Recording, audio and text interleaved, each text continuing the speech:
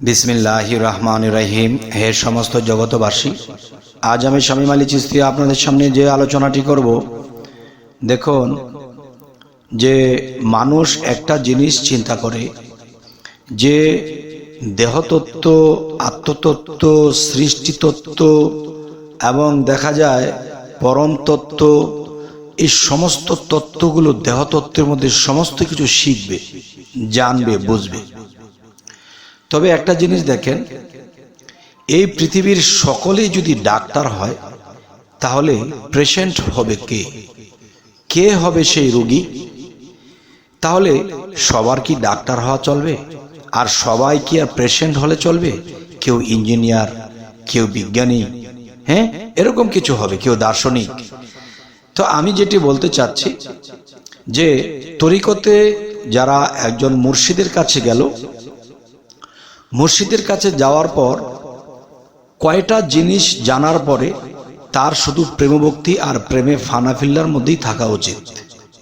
আর বাকি শিক্ষাগুলো যদি তত্ত্ব বা কোনো কিছু জানার দরকার হয়, সেটি কিন্তু যার যার মুর্শিদ, যার যার খোদারূপে স্বরূপে সাই নিরঞ্জন, তিনিই শিক্ষা দিবেন। তবে আমি যে কথাটি বলতে চাচ্ছি, হে সমস্ত জগতবাসী, যে দেখবেন যে একজন পীরের কাছে যাওয়ার পরে তার তেমন একটা প্রেম ভক্তি নেই, তার ভিতরে একটা জিনিস কাজ করে যে আমার মস্তিষ্কের মধ্যে কি বাস করে, কিভাবে কি চলছে, কিভাবে কেমনি কি, আমার সিনার মধ্যে কাল্প আছে, কাল্পের আরেকটি ভাষা হলো হার্ট।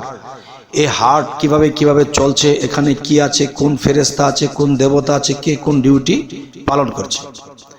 আরেকটা হলো নাফসের এরিয়াতে কতজন ফেরেশতা, কতজন দেখা যায় দেবতা আছে, যে লিঙ্গেতি মহাদেব, লয় চন্দন কলা, গোহদারে বেশ বসে আছে, নারুয়া গোপাল, কামিনীর সঙ্গে খেলে বড়ই রসাল। এই যে কথাগুলো, এগুলো আনুষঙ্গিকভাবে একজন মুর্শিদ যতটুকু বলে অতটুকুই শুনে রাখা, যে মনে করবে যে অতটুকুই শুনেছি, বুঝেছি যতটুকু, আলহামদুলিল্লাহ। এখন কি করতে হবে? সেই পরম স্রষ্টাকে, সেই আল্লাহকে পেতে হলে তার কি দরকার?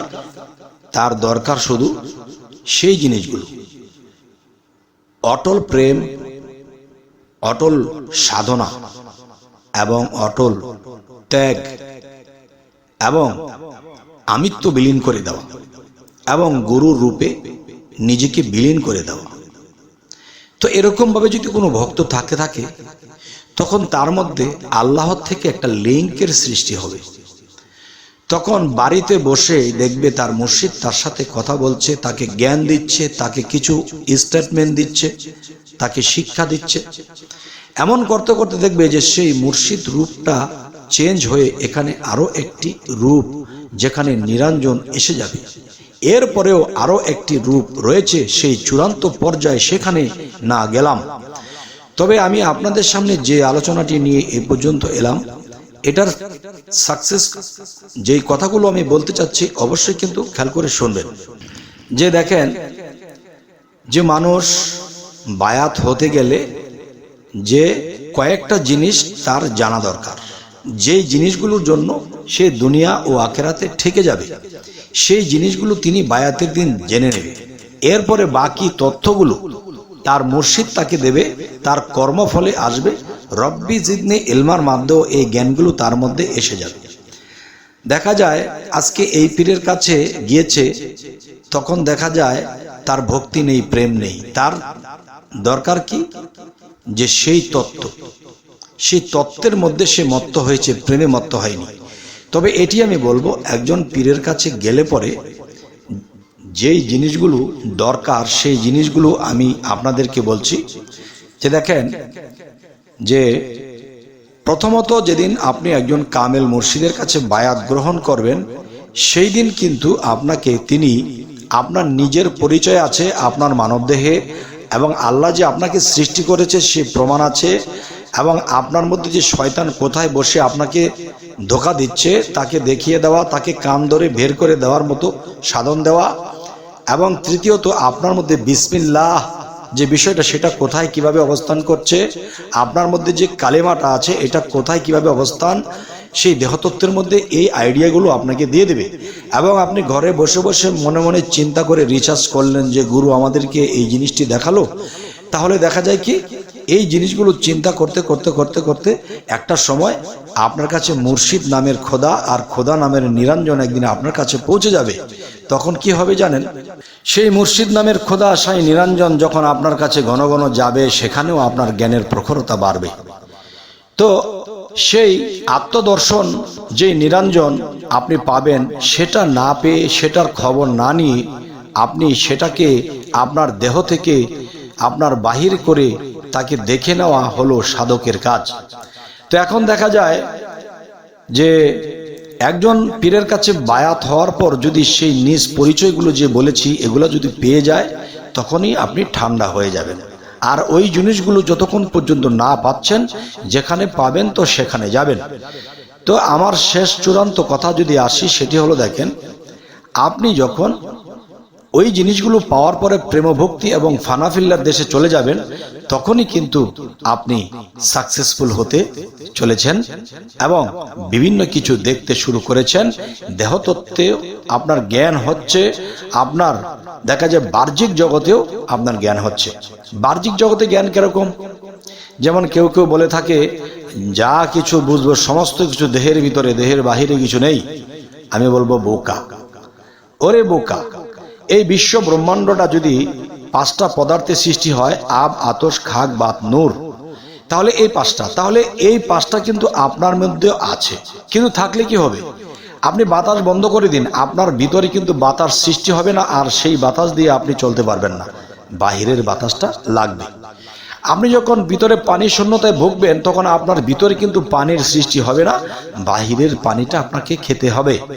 এবং আপনার যে মাটির দেহ বেঁচে থাকতে হলে যে আপনার ভিতরে কিন্তু ধানের ক্ষেত হয় না, ভাত সৃষ্টি হয় না, সেটা কিন্তু বাহিরের জমি থেকে সেটা আপনাকে হয়তো বাজার থেকে ক্রয় করতে হবে, তাদের খেতে বুনে সেটাকে চাউল বানিয়ে ভাত তৈরি করে আপনাকে খেতে হবে, সেটাও কিন্তু বাইরের থেকে। এরপরে দেখা যায় কি যে আপনি যখন যে আলোর প্রয়োজন, আপনার চোখের মধ্যে তো আলো আছে, তাহলে বাহিরের আলো দরকার কি? আপনার চোখে যত আলো থাকুক, বাহিরের আলো ছাড়া কিন্তু আপনি কিছু দেখবেন না, তাহলে আপনার ভিতরটাও অকার্যকর। তাহলে আমি বলবো যে নিজের ভিতরে যতটুকু বোঝার তো বুঝবেন, কিন্তু বাইরে ছাড়াও কিন্তু হবে না। যেমন আপনি একটা স্বপ্ন দেখেছেন কি, যে এক লোকের কাছ থেকে টাকা ছিনতাই করে নিয়ে গেছে, ঘুমের থেকে হাঁপাতে হাঁপাতে উঠেছেন, এখন বুঝেছেন কি যে আমার নিজের মধ্যে কোনো কিছু চুরি হয়েছে, এটা বুঝেছেন। কিন্তু না বাবা, আপনি যে কালকে ব্যাংকে টাকা আনতে যাবেন, সেই টাকাটা আনতে গেলে আপনার টাকাটা নিয়ে যাবে, তার মানে অন্যকে দেখিয়েছে অন্যের টাকা নিয়ে গেছে, তার মানে আপনারটা নিয়ে যাবে, তাহলে সেটা বাইরে। তাহলে সবকিছু যদি বাহিরে না বুঝি আর সবকিছু যদি দেহের মধ্যে বুঝি, তাহলে বাবা হবে না। সমানে সমানে মহাবিশ্ব ব্রহ্মাণ্ডে যা আছে তা আছে মানব বাণ্ডে। তাহলে আমার মানব বাণ্ডটা যদি ক্ষুদ্র বিশ্ব হয়, আর মহাবিশ্বের যে বিষয়গুলো, যে মহাবিশ্বের মধ্যে আগুন, পানি, বাতাস, মাটি, সেটা যদি আমার মধ্যে আমি ব্যবহার না করি, তাহলে কিন্তু আমার অস্তিত্ব থাকবে না। তাহলে বোঝা গেল কি, আমার অস্তিত্ব থাকবে না এই বাহ্যিক প্রকৃতির জিনিসগুলো গ্রহণ না করলে। আর বাহ্যিক প্রকৃতিকে যদি স্বয়ং স্রষ্টা সেই জিনিসগুলো না দিত, তাহলে এই প্রকৃতিও বাঁচত না। হে সমস্ত জগতবাসী, আজকের এই আলোচনাটি আপনাদেরকে কি বোঝাতে চাইলাম? আজকে বোঝাতে চাইলাম যে দেহতত্ত্ব সম্পর্কে কয়টা জিনিস আপনার মধ্যে কালেমা, আপনার মধ্যে আছে আল্লাহর পরিচয়পত্র, সিগনেচার আছে আপনার মধ্যে আছে সেই বিসমিল্লাহ, আপনার মধ্যে শয়তান কোথায় বসে আছে ধোঁকা দিচ্ছে। তাহলে এই বিষয়গুলো আপনার মধ্যে যখন আপনি দেখবেন, আপনার ভিতরে কালেমাটা দেখে দেখে যখন আপনি পাঠ করবেন, তখনই মনে করবেন যে হ্যাঁ, আমি পেয়ে গেছি, এখন মুর্শিদের প্রেমে ফানাফিল্লা থাকবো, সাধনার দেশে থাকবো, এবং দুনিয়াবি যা কিছু করা লাগে সংসার চালাতে তাই করব, হক হালাল বুঝিয়ে চলবো, ইনশাআল্লাহ আমরা আর কখনোই ঠেকবো না।